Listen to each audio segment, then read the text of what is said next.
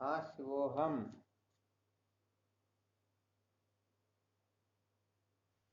हाँ, क्या विषय चल रहा था?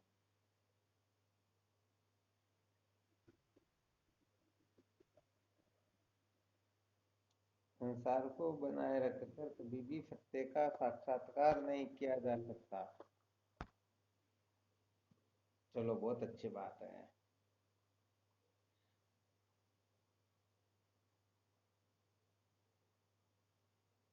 तो सर्वप्रथम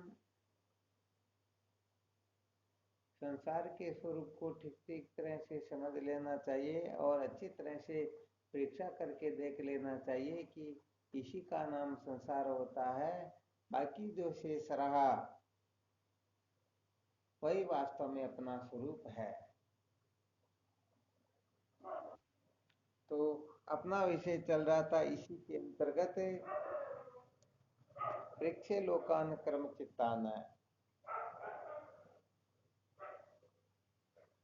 परीक्षा करके देखना चाहिए कि कर्म से, धन से, भोग से हमें क्या प्राप्त होता है और हम सचमुच में क्या पाना चाहते हैं।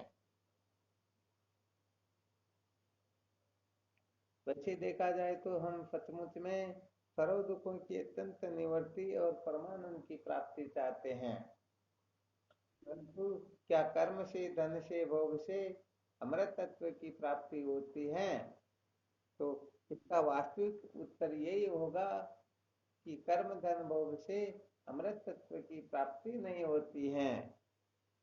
देखो, इस जगह पर अच्छी तरह से ये रहस्य अपने को समझ लेना है। अमृत तत्व की प्राप्ति केवल और केवल मात्र आत्मा व ब्रह्म के एकत्व बोध से ही संभव है, अर्थात ज्ञान के द्वारा ही संभव है। इसके सिवाय और किसी साधनों से संभव है ही। आगे समझ में? तो यहाँ पर वैसे देखा जाए तो जो अमृत तत्व की प्राप्ति अपने जीवन का लक्ष्य नहीं बनाते हैं, वे ही कर्म, धन, भोग के चक्कर में पड़कर अपने जीवन को इसमें खपा देते हैं, इसी में पूरा कर लेते हैं, बर्बाद कर लेते हैं। और जो सचमुच में अमृत तत्व की प्राप्ति चाहते हैं, वास्तव में वे ही परीक्षा करके देखेंगे कि सचमुच में इनके द्वारा अमृत तत्व की प्राप्ति होती है अथवा नहीं होती है। आ गया समझ में?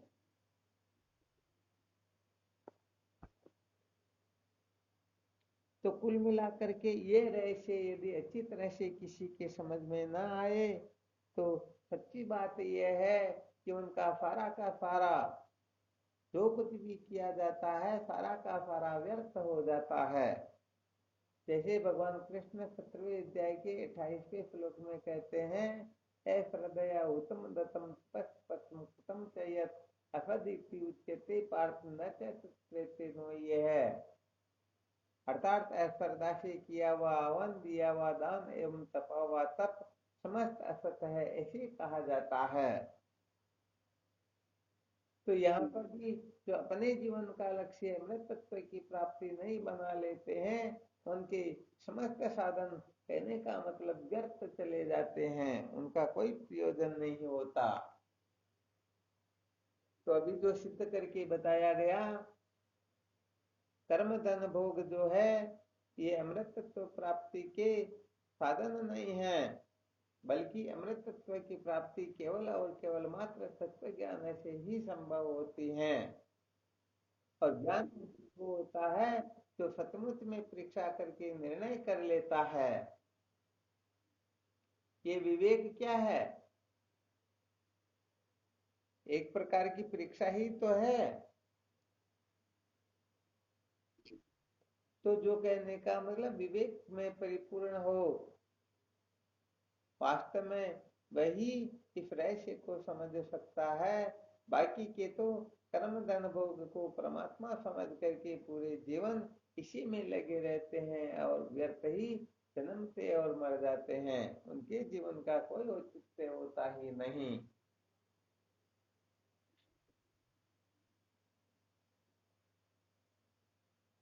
तो सबसे पहले, क्योंकि यहाँ पर वृक्षे लोकानुकर्म चित्तान, कर्मादि साधनों से क्या प्राप्त होता है, वैसे देखा जाए तो इस प्रसंग के अंतर्गत कर्म व ज्ञान की मीमांसा करेंगे। कर्म व ज्ञान के हेतु स्वरूप फलों के बारे में भी विचार करेंगे। कर्म का हेतु क्या है, ज्ञान का हेतु क्या है, कर्म का स्वरूप क्या है, ज्ञान का स्वरूप क्या है, कर्म का फल क्या है, ज्ञान का फल क्या है। यदि इसको अच्छी तरह से समझ लेंगे तो अमृत तत्व की प्राप्ति के लिए हम इनके पीछे पागल नहीं होंगे, बल्कि उसी को महत्व देंगे जिससे अमृत तत्व की प्राप्ति हो सकती हो। तो यहाँ पर सबसे पहले किसकी परीक्षा करनी है अपने को? हाँ, ध्यान रखना, वास्तव में कर्मों की ही स्वरूप का निर्माण होता है, ब्रह्मलोक का निर्माण होता है, नरक आदि का निर्माण कर्म से ही होता है। तो जैसे कर्म रचित लोक नष्ट हो जाते हैं, तदेते क्रमचित्तो लोकस्यते एवं एवं मूत्र पुण्य चित्तो लोकस्यते। जैसे कर्म स्वयं नष्ट होने वाला है या नहीं, तो कर्म का फल वो भी नष्ट होने वाला है, वह भी अनित्य ही है। बिल्कुल सत्य बात है। कहने का मतलब, जैसे हम पत्थर को फेंकते हैं तो जितना उसमें वेग भरा होता है वहां तक तो वह जाता है, और वेग समाप्त होते ही गिर जाता है।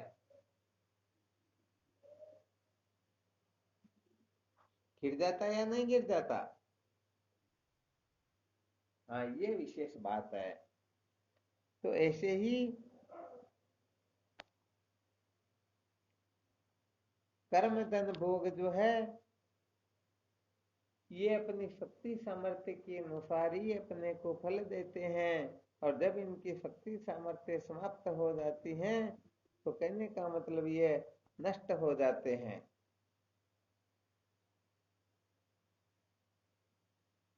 तो यहाँ पर विशेष रूप से समझने योग्य यही बात है। इस बात को ठीक ठीक तरह समझ करके ही साधक विद्वान होता है, तत्व साक्षात्कार करता है, अविद्या के बंधन से मुक्त हो सकता है। और इस प्रक्रिया का त्याग करके कुछ भी क्यों ना कर ले, फिर भी वह करने का मतलब स्वप्न में भी यथार्थ हो नहीं सकता।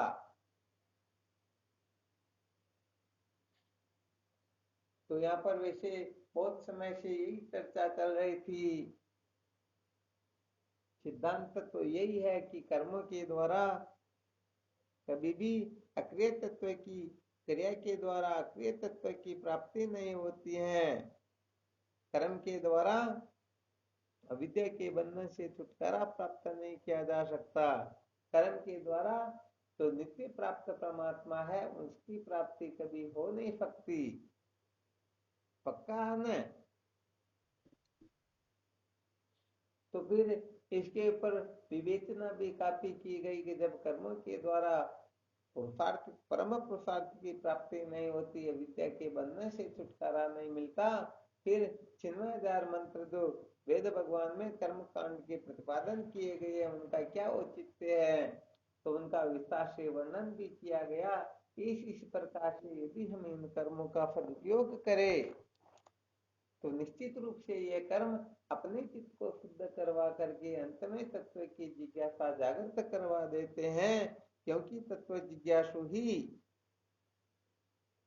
आत्मा आत्मा व ब्रह्म के एकत्व का विचार करके समस्त बंधनों से मुक्त होकर के परमानंद का अनुभव कर सकता है। तो यहाँ पर कहने का मतलब बार बार यही विषय जो सुनाया जाता है, इसका यही तात्पर्य है कि हम वास्तव में कर्म के हेतु स्वरूप फल को समझे और यह निश्चय करे कि कर्म की सीमा जो है यहाँ तक ही है।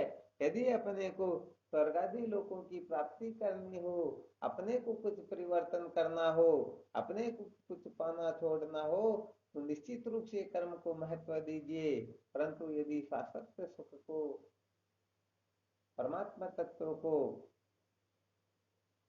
ठीक ठीक प्रकार से जानना चाहते हैं तो उसके लिए इन कर्मों आदि का कोई औचित्य नहीं होता। क्योंकि देखो भगवान शंकराचार्य जी महाराज एक जगह पर लिखते हैं, सैकड़ों वचन होने पर भी नित्य वस्तु का कभी आरंभ होता क्या? हाँ, जो वस्तु अनित्य होती है उसी की आदि और उसी का अंत होता है, वही उत्पत्ति और विनाशशील होती है। जिस वस्तु की उत्पत्ति ही नहीं होती वह नाशवान कैसे हो सकती? इसलिए परमात्मा तत्व जो है नित्य होने से आदि अंत से रहित है, और आदि अंत से रहित होने के कारण वो कर्मों के दायरे में आएंगे क्या? अरे कर्मों से असंतुष्ट ही होते हैं। तो यहाँ पर सबसे पहले कहने का मतलब हमें कर्म की परीक्षा कर लेनी चाहिए, जिसके बारे में थोड़ा विस्तार से बताया भी था। इस प्रकार से छठ में परीक्षा करते करते करते अंत में विवेकादि साधन जागृत हो जाए तो समझो ये कर्म सार्थक हो जाता है। और यदि विवेकादि साधन से हम संपन्न न हो सके तो यही कर्म अपने को पतन की ओर ले चले जाते हैं, यही कर्म अपने को भटका देते हैं। इसलिए बहुत अच्छी तरह से इस रहस्य को समझना होता है। अच्छी तरह से समझे बिना सचमुच में काम बिल्कुल चलता ही नहीं। आ गया समझ में? हाँ, थोड़ी ये विशेष बात है, इसलिए यहाँ पर बार बार मंथन करवाया जाता है। अच्छा, पिछली बार तो थोड़ा मंथन किया, तो कर्मों का जब मंथन किया तो क्या सार निकला?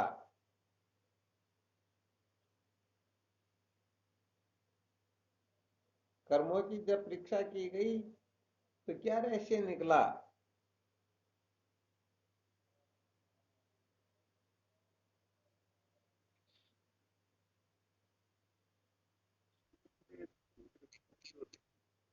क्या हुआ? नहीं तो इसका मतलब चलो ठीक है, आपकी दृष्टि वहां पर गई नहीं, और किसी की दृष्टि गई हो तो बताओ भाई। मैं आज की नहीं कह रहा हूँ, 2-3 दिन पहले जब कर्मों का हमने संशोधन किया, कर्मों की परीक्षा की, तो क्या रहस्य निकला उसके बारे में प्रश्न है ये।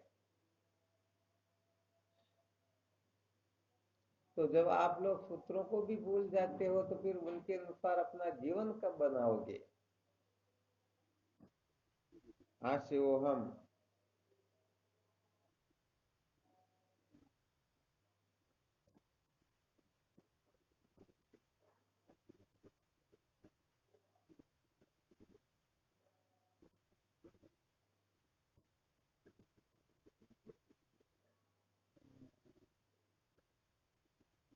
चलो ये भी ठीक है, परंतु वह बात नहीं हुई। और कौन बताएंगे?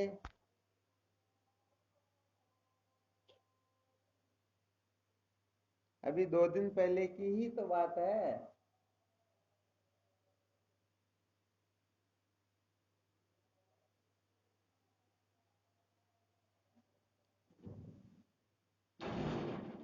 जीव मात्र जो है अपना उत्थान चाहता है, तो कर्मों के द्वारा उत्थान कैसे होगा?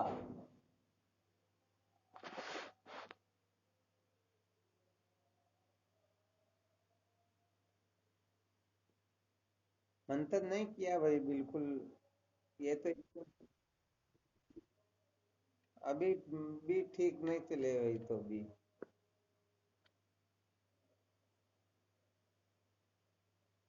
इतना अच्छा रहस्य समझाया था, फिर भी कहने का मतलब ये मंथन नहीं करने का ही फल है।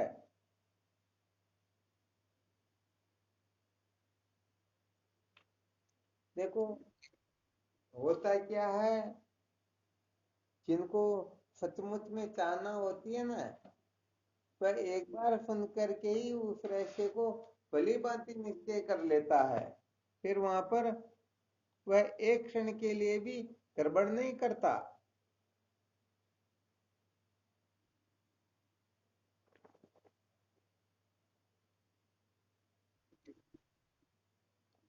निकल गया तो वो कहने का मतलब बता रखा ना, जैसे गर्म लोहे के ऊपर पानी के छींटे मारेंगे तो कहने का मतलब वो जल भीतर प्रवेश कर जाएगा, और यदि लोहा ठंडा है तो कितना भी पानी क्यों न डालो वो नीचे ही निकल जाएगा।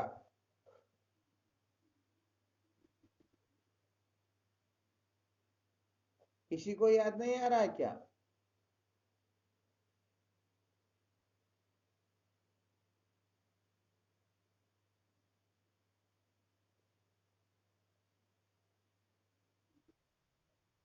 हाँ शिवम बोलो।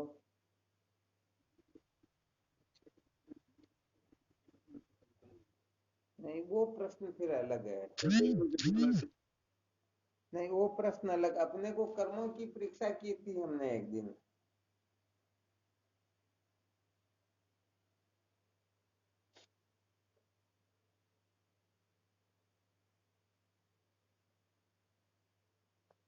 नहीं आया ना?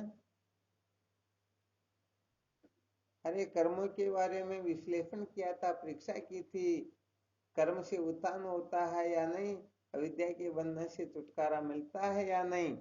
तो अविद्या के बंधन से तो छुटकारा मिलता नहीं, ये पक्की बात है। परंतु हाँ बोलो। कुछ है? क्या शायद है? नहीं अभी तक दृष्टि किसी की नहीं गई। 3 दिन पहले की बात ज्यादा थोड़ी है। अरे भाई जब हमने कर्मों का मंथन किया तो यही निकला कि कर्म दो प्रकार के होते हैं, विहित कर्म और निषिद्ध कर्म। तो निहित कर्म का तो सम्यक प्रकाश से त्याग कर देना चाहिए, केवल विहित कर्म को ही पकड़ना चाहिए। फिर जब विहित कर्म का भी मंथन किया तो उनमें फिर दो प्रकार के कर्म निकले, सकाम कर्म और निष्काम कर्म। क्या आपको 3 दिन पहले रहस्य नहीं बताया था? पूरी क्लास ही इसी विषय पर थी। या अभी भी ध्यान में नहीं आया?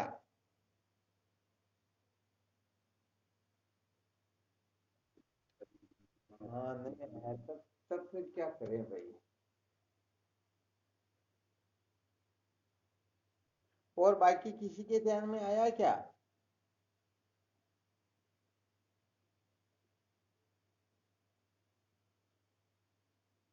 इतना संकेत कर दिया फिर भी नहीं आया क्या?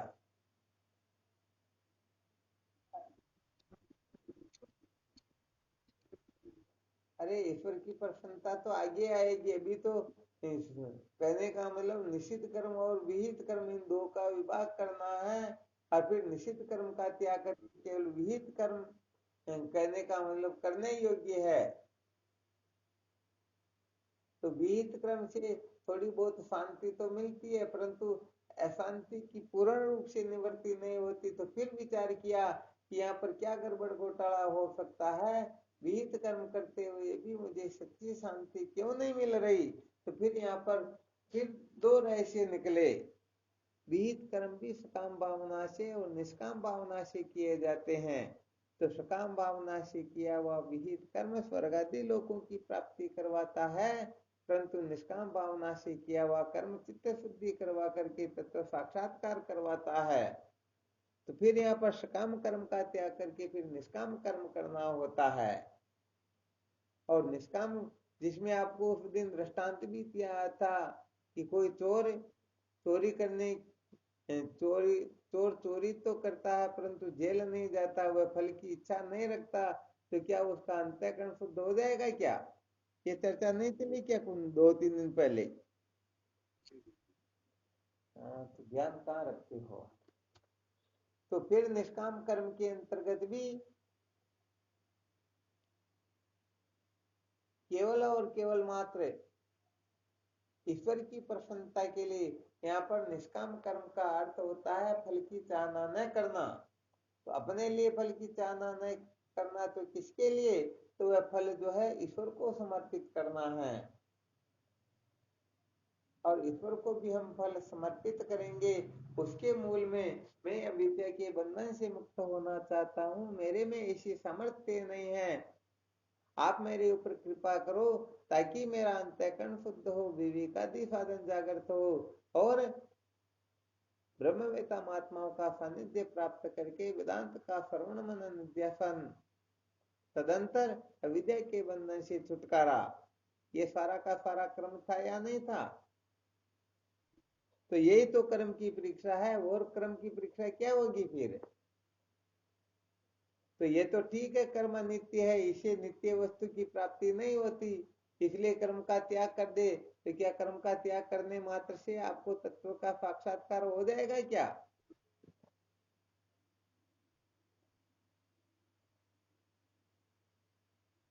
हो जाएगा क्या? हाँ, जब तक करने का मतलब इन कर्म के प्रयोजन को ठीक तरह से समझ करके कर्म का सदुपयोग करके इसके द्वारा जो प्राप्त फल है उस फल को हम लेकर के आगे बढ़ेंगे, तभी आगे की कक्षा में हम प्रवीण हो सकेंगे। इसके लिए शायद दृष्टांत भी दिया था, जैसे राष्ट्रपति से मिलना हो तो एकाएक कोई मिल सकता है क्या? तो धीरे धीरे धीरे तो राष्ट्रपति के निकट का, फिर उसके निकट कौन है, फिर उसके निकट कौन, ऐसे करते करते पता नहीं किस जगह से हम पुरुषार्थ करना शुरू करेंगे, तो वह उससे मिलाएगा, वह उससे मिलाएगा, वह उससे मिलाएगा, और अंत में जाकर के राष्ट्रपति जी से मिलना होगा। तो ऐसे ही कर्मों के द्वारा चित्त को शुद्ध किया जाता है, अनंत जन्मों के पापों से छुटकारा किया जाता है, विवेकादि साधन जागृत किए जाते हैं। तो कहने का मतलब कुछ करेंगे ही नहीं तो बोलो निष्कर्म हो सकते हैं क्या? तो यहाँ पर विशेष बात यही बताई गई है कि हमें अच्छी तरह से परीक्षा करना आ जाना चाहिए, ये नहीं कि जीवन भर कर्म करते रहो।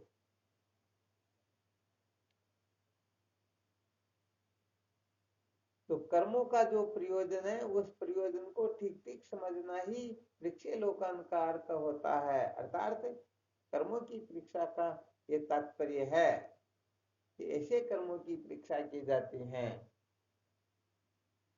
तो कुल मिलाकर के इस रहस्य को अच्छी तरह से समझ ले, कर्म चित्त शुद्धि के लिए ही स्वीकृत किए गए हैं। वस्तु की उपलब्धि तो केवल और केवल मात्र ज्ञान से होती है, वस्तु सिद्धि विचारे न क्वचित कर्म कोटि भी, ये भामतीकार का वचन है।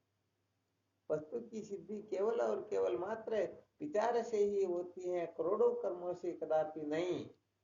तो हालांकि ये सूत्र बहुत बड़ा है, परंतु यदि कोई ऐसा सोच ले वस्तु की सिद्धि ज्ञान से होती कर्म से नहीं, इसलिए कर्म का त्याग कर दे, तो वे बात ऐसी है कि जब तक विवेकादि साधन जागृत नहीं हुए, जब तक अंतःकरण शुद्ध नहीं हुआ, तब तक यदि आप कर्मों का त्याग कर दोगे तो दोनों दिन से चले जाओगे, इधर के रहोगे या उधर के, इसी तरफ के रह नहीं पाओगे। हाँ, ये अवश्य है, इस बात का ध्यान रखना चाहिए। यदि किसी की ब्रह्म विद्या की ओर प्रवृत्ति हो गई हो तो फिर उनके लिए कर्मों का कोई महत्व नहीं होता है, कर्मों की उनके लिए अनिवार्यता नहीं होती है, क्योंकि वेदांत के श्रवण मनन निधिध्यासन से वही फल प्राप्त हो जाएगा जो कर्मों के द्वारा होता है।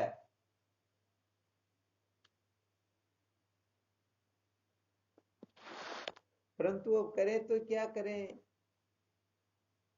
मौज मस्ती मनोरंजन के लिए यदि कोई कर्मों की ओर प्रवृत्त होता है तो फिर समझ लेना चाहिए कि वह सचमुच में ब्रह्म विद्या की ओर प्रवृत्त नहीं हुआ, क्योंकि जिसकी जिसमें महत्व बुद्धि हो जाती है उसको छोड़ करके उनका चित्त किसी में लगता ही नहीं।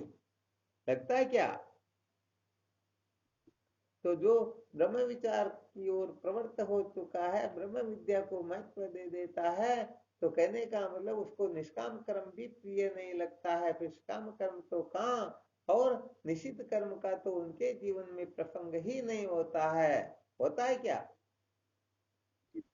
इसलिए इस सूत्र को बहुत अच्छी तरह से समझ लेना चाहिए। यदि कोई ऐसा सोच ले कर्मों की जीवन में कोई आवश्यकता नहीं है, केवल ब्रह्म विचार ही जीवन का सार है, तो ये तो स्वर्ण अक्षरों में लिखने योग्य होता है, यही सिद्धांत है। और इसका आश्रय लेकर के ही ये मानव सदा सदा के लिए समस्त बंधनों से मुक्त हो सकता है।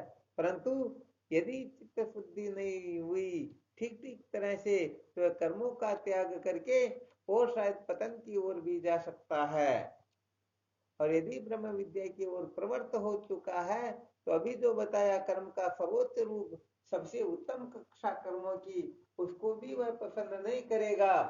अर्थात जो गुलाब जामुन खाना भी पसंद नहीं करेगा, वह गोबर की मिठाई खाएगा क्या? तो कहने का मतलब जो निष्काम कर्म को भी महत्व नहीं देगा, निष्काम कर्म को भी बंधन का ही कारण हेतु समझेगा, इसको भी कचरा समझ लेगा, तो शायद सकाम कर्म तो वह करेगा भी। और सबसे निकृष्ट जो निषिद्ध कर्म है, शास्त्र विरुद्ध कर्म है, शायद वह तो उसके द्वारा स्वप्न में भी नहीं होगा। हाँ, ध्यान रखना इस जगह पर, ये चेतावनी ही समझ लेना चाहिए। ये बहुत सारे लोग जो कहते हैं ना, तत्व ज्ञानी के जो कर्म है वो अकर्म हो जाते हैं, तो बिल्कुल 100% सत्य बात है। यदि कोई तत्व ज्ञानी हो, तत्व का साक्षात्कार हो गया हो, जिसे कुछ भी करना जानना पाना छोड़ना शेष न हो, तो सम्यक प्रकार से विद्या के बंधन से मुक्त हुआ, उनके लिए कर्मों का करना न करना कोई महत्व नहीं रखता। न तो उनका करने से प्रयोजन होता, न करने से प्रयोजन होता है। परंतु अच्छी तरह से ध्यान रखना, नियम और मर्यादाएं जितनी भी हुआ करती, ये जिज्ञासुओं के लिए होती हैं, साधकों के लिए होती हैं। ज्ञानी मूर्खों के लिए कोई नियम नहीं होता, और तत्ववेता महात्माओं के लिए भी कोई नियम नहीं होता। तो देख ले, तत्ववेता महात्मा ऐसे रहते हैं, शास्त्र में देख लेते हैं उनके बारे में ऐसा ऐसा वर्णन किया गया, वो ऐसा करे वैसा करे, कुछ भी फर्क नहीं पड़ता। और दो चार बातें वेदांत की सुन सीख करके कोई ऐसा वैसा करने लग जाए कि मैं भी तो तत्व ज्ञानी हूँ, तो भाई गड़बड़ घोटाला। ध्यान रखना, ये कभी पीछा छोड़ने वाला नहीं। आराम समझ में। हाँ, तो जिनको यथार्थ बोध हुआ, जिनको क्रियाकारक फल सब आत्मस्वरूप दिखाई देते हैं, जिनकी दृष्टि में द्वैत नाम की कोई वस्तु है ही नहीं, जिन्होंने नामरूपात्मक प्रपंच का, जगत का, सबके चिंता भाव का निश्चय किया, ऐसे महापुरुषों की बात ही और होती है। और जो अभी साधना की कक्षा में, जिज्ञासुओं की कक्षा में, चतुर्थ साधन की कक्षा में, अथवा वेदांत के श्रवण मनन निध्यासन की ओर जो प्रवृत्त हुआ है, यदि वह वेदवादी पामर पुरुषों का संग करेगा, यदि वह कर्मादि साधनों को महत्व देगा, तो पता नहीं वह किस जगह पर पहुंच जाएगा, कोई कुछ कह सकता। आ रहा समझ में अच्छी तरह से? हाँ, ये रहस्य कहने का मतलब थोड़ा अच्छी तरह से समझ लेना चाहिए। बहुत प्राय अधिकतर यही देखा गया है कि साधक इसी जगह पर भटकते हैं। कुल मिलाकर के यदि सत्य से 1 इंच नीचे भी है, तब तक वह जिज्ञासु ही है। शायद आप लोगों ने वेदांत चंद्रावली में मिथ्या नहीं ये संसार है, इस विषय के ऊपर जो छंद बने हुए हैं उनको पढ़ा हुआ होगा, वरना पढ़ करके देख लेना, ये जगत मिथ्या किसके लिए होता है। आ गया समझ में? हाँ, तो कहने का मतलब ये गड़बड़ घोटाला साधक लोग थोड़ा बहुत करके समझ लेते हैं, हमने बहुत कुछ कर लिया। अरे भाई, जब तक बुद्धि तुरीय तत्व में प्रतिष्ठित नहीं हो जाती है, तब तक कहने का मतलब गड़बड़ घोटाला कुछ न कुछ रहता ही है, रहता ना। हाँ, इसलिए कहने का मतलब बात ये बताना चाहते हैं, तुम सचमुच में नित्य शुद्ध बुद्ध मुक्त हो, इस इसमें 1% भी संशय की कोई गुंजाइश नहीं है। परंतु यदि आप साधना की कक्षाओं में चल रहे हो, यदि आप सचमुच में ब्रह्म ज्ञानी हो, तो आपके लिए कोई कर्तव्य है ही नहीं, न आपके लिए ग्रहण का विधान है, न त्याग का विधान है। परंतु आप इस कक्षा में उत्तीर्ण नहीं हुए हो, बल्कि जिज्ञासु की कक्षा में हो, तो आपको बहुत अधिक ध्यान रखना होगा, पग पग पर सावधान रहना होगा। यदि कहीं पर भी थोड़ा गड़बड़ घोटाला कर लिया तो समझो निश्चित रूप से पतन हो जाएगा। इस पतन से रक्षा करने वाला कोई है ही नहीं। तो वर्तमान में क्या कि ये थोड़ा अधिक देखा जाता है। वो तो सुना देते हैं, एम ब्रह्मेति यत् सर्वम विजानाति नरः सदा सर्वम निषिद्धम कृत्वापि कर्माभिर्न स बध्यते। ऐसे ऐसे सूत्र सुना देते हैं। वैसे लोगों को क्या कहें, बात बिल्कुल सत्य है, परंतु जब तक अनात्म पदार्थों में आग्रह है तब तक कहने का मतलब है अज्ञानी ही है। जब तक अणु मात्र भी परमात्मा से, आत्मा से, मेरे से बिन कोई वस्तु है, भले ही वो मिथ्या रूप में हो, भले ही किसी रूप में क्यों न हो, तब तक वह अज्ञानी ही है। अभी तक सचमुच में वह तत्ववेता है नहीं।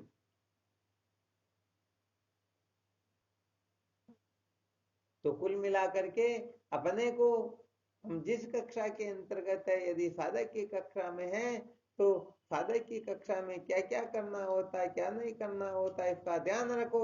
और साथ ही ये दृष्टि बनाए रखो, पुरुषार्थ करो तो इस प्रकार से करो कि मुझे इस कक्षा से ऊपर की कक्षा की ओर बढ़ना है, या नीचे की ओर, ऊपर की ओर बढ़ना है। तो उस जगह पर अपने को अटकना नहीं है।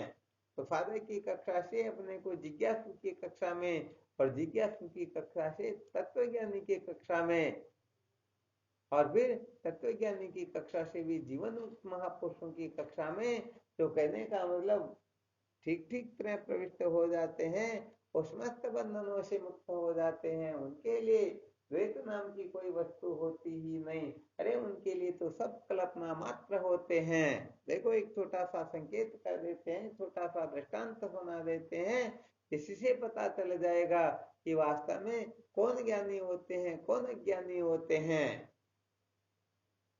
शायद ये बहुत बार सुना रखा है, फिर भी शायद जिन लोगों ने नहीं सुन रखा हो वो भी थोड़ा समझ जाएंगे। एक बार क्या होता है, गोरखनाथ जी महाराज के गुरु जी का क्या नाम था? मच्छिंद्र नाथ जी।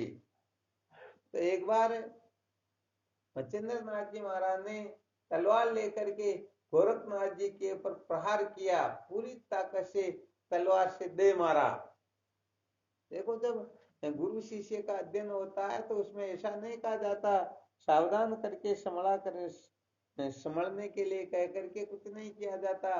वो तो तुरंत तलवार उठाई और पूरी ताकत से उनके दे मारी। शायद वो यदि सावधान न रहे तो उनके कितने टुकड़े, पूरा शरीर दो भागों में विभक्त हो जाए। तो जैसे ही मच्छिंद्र नाथ जी महाराज ने तलवार चलाई, गोरखनाथ जी महाराज लो धारणा में चले गए, तलवार टूट गई और गोरखनाथ जी का कुछ भी बिगड़ा नहीं। आ गया समझ में? अब कहने का मतलब मच्छिंद्र नाथ जी महाराज कहते, अरे बेवकूफ, ये कोई सिद्धि हुई? मैं बताता हूँ तुझे ये सिद्धि क्या होती, इसको मेरे से समझ, मेरे से, मेरे को देख, तुझे पता लगेगा। अब उनको दूसरी तलवार दी और कहा मार मेरे को। अब गोरखनाथ जी महाराज आडी तिरछी ऊपर नीचे जैसे भी तलवार चलाए, मच्छिंद्र नाथ जी महाराज आकाश धारणा में चले गए। जैसे आकाश पर कितनी भी तलवारें क्यों न चलाए, आकाश कटता है क्या? तो कहने का मतलब मच्छिंद्र नाथ जी महाराज चाहे उनकी गर्दन पर चलाओ, चाहे किसी जगह पर तलवार चलाओ, उनका कुछ बिगड़ता ही नहीं, वो ज्यों के त्यों है। तो बताओ इसमें अधिक ज्ञानी, अधिक सिद्ध पुरुष गोरखनाथ जी हुए या मच्छिंद्र नाथ जी?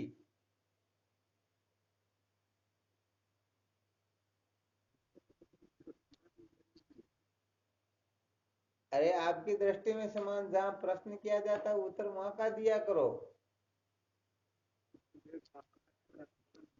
तो फिर कहने का मतलब उन्होंने लो धारणा करके पृथ्वी धारणा की, परंतु उन्होंने आकाश धारणा की, तो ऊंची कक्षा की हुई है या नहीं हुई है?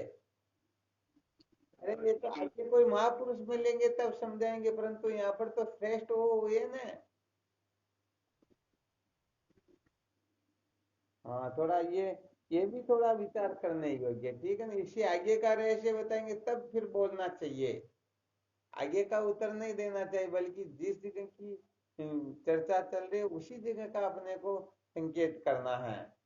तब यहाँ पर मच्छिंद्र नाथ जी महाराज की पूजा होने लगी, ये बड़े सिद्ध महात्मा, ये बड़े ज्ञानी। अब गोरखनाथ जी तो इनके सामने कुछ भी नहीं है। अब दोनों ही प्रसन्नता से आगे बढ़ते हैं, तो आगे क्या होता है, दत्तात्रेय भगवान मिलते हैं। कौन मिलते हैं? दत्तात्रेय जी महाराज मिलते हैं।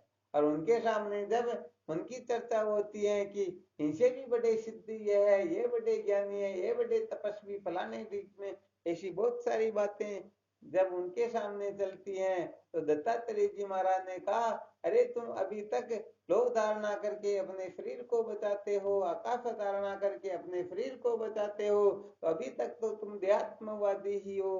अरे तुम तो ज्ञानी हो, ज्ञानी किस बात के हो? यदि सचमुच में तुम्हारे को ज्ञान हो जाता, यथार्थ बोध हो जाता, तो इस जगह पर तलवार भी मैं हूँ, काटना भी मैं हूँ, कटना भी मैं हूँ, सब कुछ मैं हूँ, अथवा मैं कुछ हूँ ही नहीं। वास्तव में मरना मारना सब स्वप्न के समान होता है।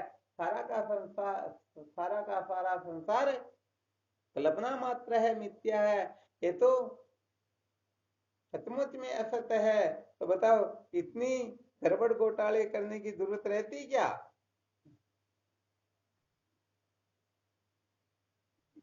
नहीं रहती। तो दत्तात्रेय भगवान कहते हैं दोनों हमारे चेले हैं। तो देखो, इस प्रकार से प्रबोध होता है, उस परिस्थिति के अंतर्गत फिर बात अलग हो जाती है। और यदि हम ऐसी स्थिति में नहीं है, बल्कि वो चोर वाला दृष्टांत आ जाता है, दूसरा उनके घर से ले जाए तो वह चोर, और वह दूसरों के घर से लाए तो अपने को सावकार समझना। आ गया समझ में? हाँ, इसलिए देखो, यहाँ कर्म धन भोग की मीमांसा चल रही है, तो यहाँ पर अभी तक जिज्ञासा भी प्रकट नहीं हुई है, तो इसी जगह का विचार करेंगे, न कि आकाश पाताल की चर्चाएं। तो कर्म धन भोग की मीमांसा करके, कर्म धन भोग का विचार करके, इनकी अच्छी तरह से परीक्षा करके हमें देख लेना है कि सचमुच में इनसे अमृत तत्व की प्राप्ति होती है या नहीं। यदि नहीं होती है तो फिर इनसे ऊपर उठना चाहिए, इनको त्यागने का सामर्थ्य होना चाहिए।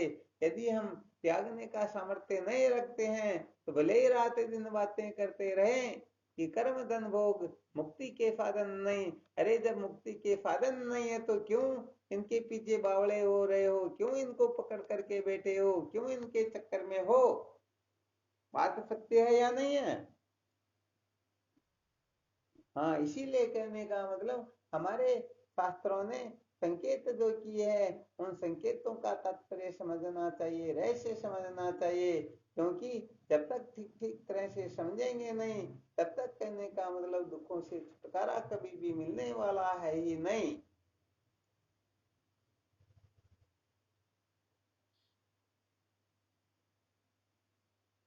चलो ठीक, तो इसके ऊपर और मंथन करना।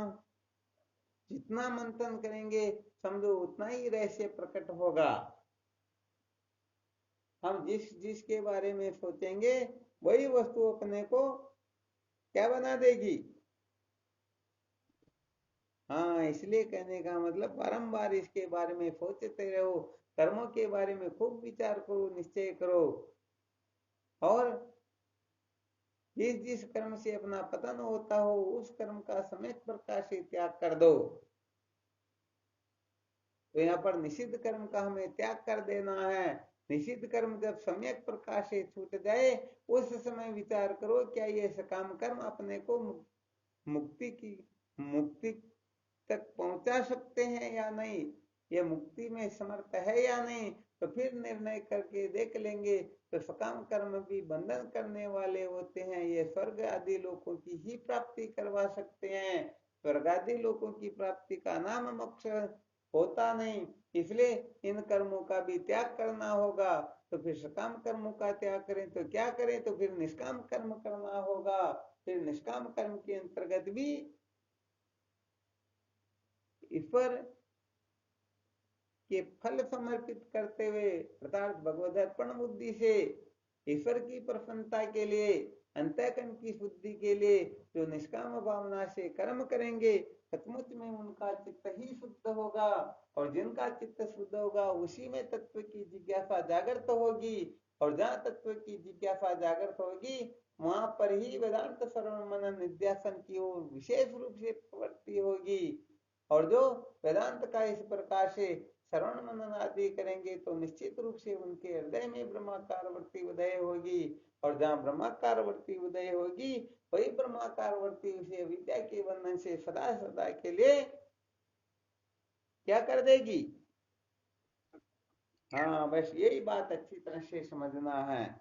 समझ में आ गया तो समझो जीवन धन्य हो जाएगा, और समझ में नहीं आया तो जीवन भर जिस कर्म धन भोग के पीछे पागल होकर के भटकते रहेंगे, अंत में वह कर्म धन भोग ही तुमको मिट्टी में मिला देगा, पतन करवा देगा, तुमको कहीं का नहीं रखेगा।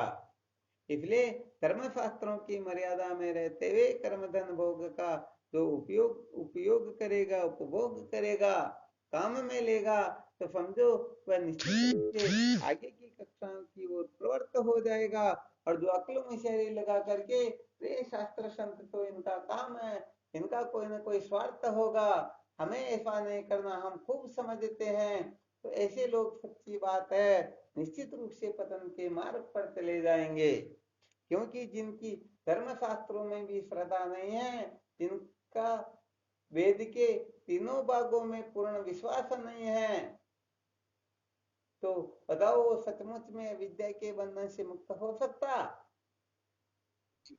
हाँ, तो कुल मिलाकर के वेद का कर्म भाग जो है अंतःकरण के मल दोष को मिटाता है, उपासना भाग जो है विक्षेप दोष को मिटाता है, और ज्ञान भाग जो है वह आवरण दोष को मिटाता है। मल विक्षेप आवरण की निवृत्ति का नाम ही अंतःकरण की पूर्ण शुद्धि होती है, और अंतःकरण की पूर्ण शुद्धि का नाम ही तत्व साक्षात्कार होता है।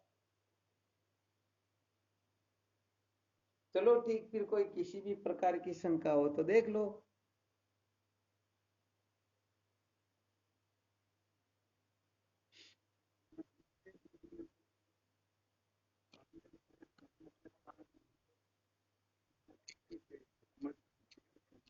हाँ, कर्मों का त्याग करना तो है, परंतु कर्मों का जो प्रयोजन है, कर्मों के द्वारा जो हमें फल प्राप्त करना है, इस प्रकार से एलकेजी यूकेजी में बच्चा बैठता है, तो एलकेजी का फल प्राप्त किए बिना एलकेजी का त्याग कर दे, यूकेजी का फल प्राप्त किए बिना यूकेजी का त्याग कर दे, तो बताओ आगे की कक्षा में प्रवेश प्राप्त करने का अधिकारी होगा?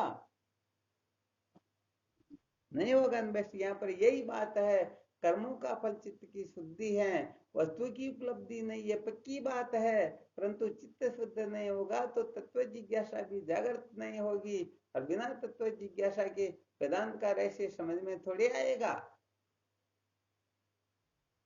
इसलिए कर्म धन भोग जो है, पहले इनका वास्तव में रहस्य समझो, इनका फल क्या है, प्रयोजन क्या है, ये किस किस काम के लिए प्रयुक्त होते हैं, उस प्रयोजन को प्राप्त करने के लिए इनकी ओर प्रवृत्त हो, और वह प्रयोजन प्राप्त हो जाए तो फिर इनका त्याग कर दो।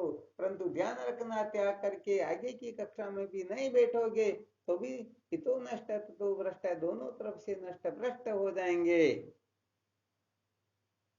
आगे ना समझ में? हाँ, तो इसका खूब मंथन करो, विचार करो, और अच्छी तरह से देखो, इसका रहस्य बहुत अच्छी तरह से बता दिया। यदि कोई निषिद्ध कर्म में बार बार उनका चित्त निषिद्ध कर्म करने को ही करता, तो फिर उनको सकाम कर्म करते रहना चाहिए। और जिनका निषिद्ध कर्म से तांता टूट गया, निषिद्ध कर्म करने की स्वप्न में भी इच्छा नहीं होती, तो फिर उसे सकाम कर्म से भी ऊपर उठना चाहिए। ये कर्मों को त्यागने की रीति होती है, ये विज्ञान होता है। इस प्रकार से कर्मों का त्याग करेंगे तो कर्मों का त्याग पूर्ण रूप से हो जाएगा, और यदि इस प्रकार से त्याग न करके अक्ल होशियारी से त्याग देगा तो थोड़ी देर के लिए वह त्याग देगा, परंतु फिर कर्मों की ओर निश्चित रूप से प्रवृत्त हो जाएगा। इसमें किसी को संशय करना नहीं चाहिए। भगवान कृष्ण कहते हैं ना अर्जुन को, तेरा स्वभाव तुझे जबरदस्ती युद्ध की ओर प्रवृत्त कर देगा। हाँ, वो तो वापस भूख लगेगी तो पागल हो जाएंगे रोटी के लिए।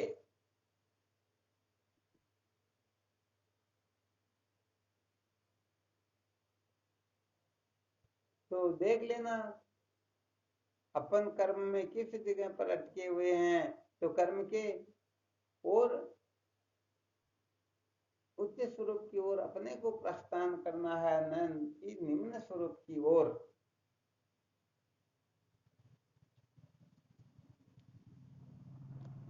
और कोई शंका हो तो?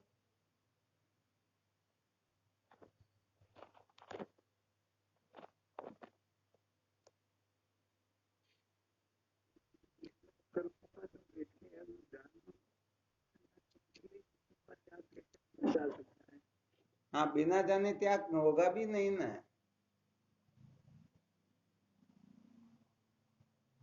कहने का मतलब जैसे किसी को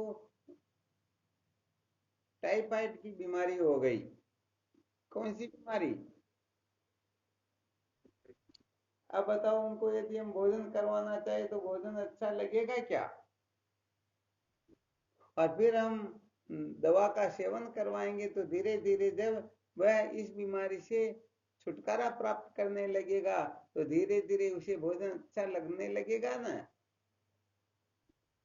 तो यहाँ पर कहने का मतलब जिनको संसार के भोग पदार्थ मौज मस्ती मनोरंजन प्रिय नहीं लगे, बल्कि संत महापुरुषों का संग प्रिय लगने लगे, वेदांत विचार प्रिय लगने लगे, भगवत तत्व की ओर प्रवृत्त होना, कुल मिलाकर के उच्च कक्षा की ओर प्रस्थान करना उसको अच्छा लगे, तो समझ लेना चाहिए उसको इसका फल मिल चुका है, मिल रहा है, मिल जाएगा।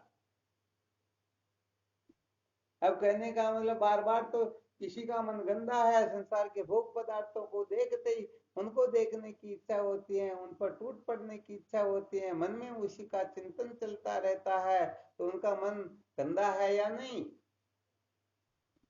हाँ, मन मलिन है। तो फिर उसे कहने का मतलब कर्मों का भी परीक्षण करना होगा, धन का भी परीक्षण करना होगा, भोगों का भी परीक्षण करना होगा। कर्म धन भोग ये तीनों ही समझो एक दूसरे के पूरक होते हैं। तो इन तीनों का ठीक ठीक प्रकार से निरीक्षण परीक्षण समीक्षण कर लिया। अब बताओ शेष क्या रहा?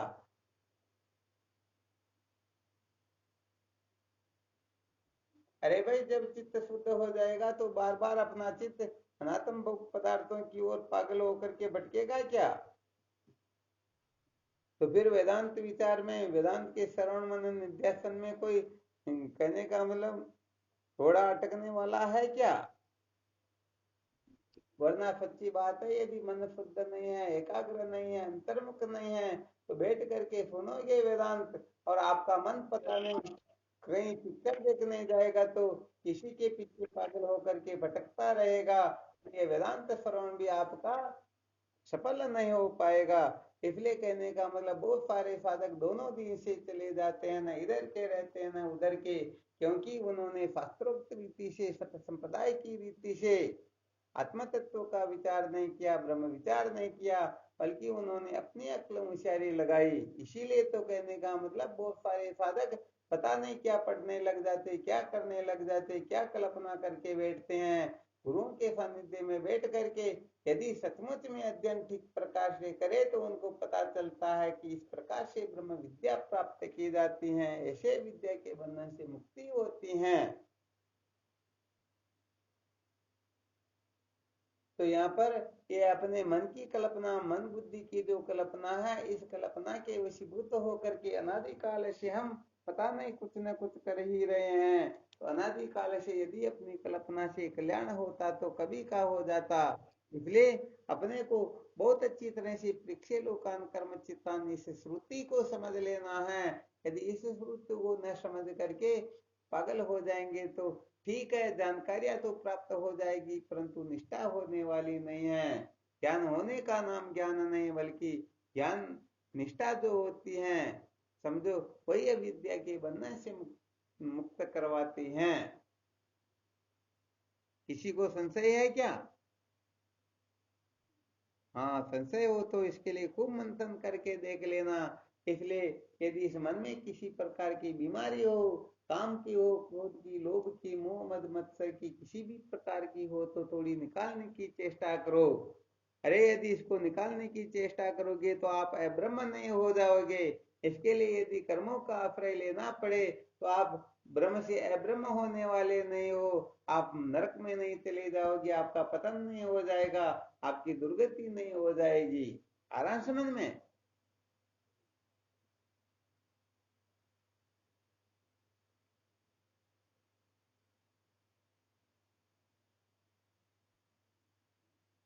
चलो ठीक, फिर और किसी भी प्रकार की शंका हो तो देखो।